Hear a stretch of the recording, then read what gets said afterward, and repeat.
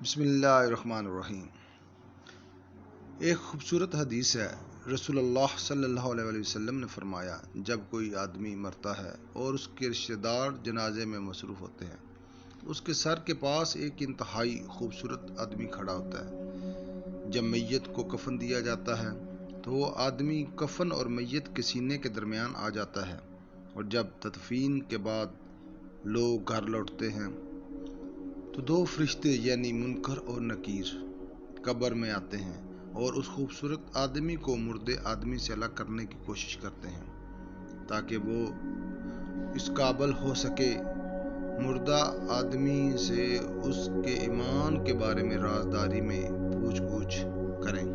لیکن خوبصورت آدمی کہے گا، وہ میرا ساتھی ہے، وہ میرا دوست ہے، میں اسے اکیلا نہیں چھوڑوں گا۔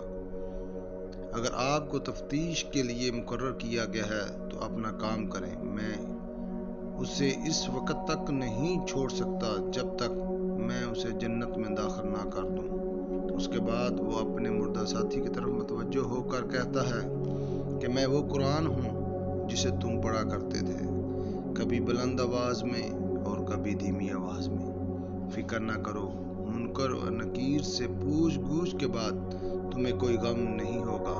جب پوچھ گچھ ختم ہو جاتی ہے تو خوبصورت آدمی جنت کے فرشتے سے اس کے لیے مشک سے بھرا ہوا ریشمی بستر ترتیب دیتا ہے۔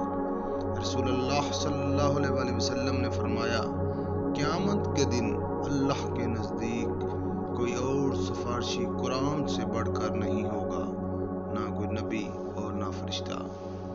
برائے مہربانی اس حدیث کو سب تک پہنچاتے رہیں، کیونکہ رسول اللہ صلی اللہ علیہ وسلم نے فرمایا، مجھ سے علم پہنچا دو، خواہ ایک آیت ہی کیوں نہ ہو۔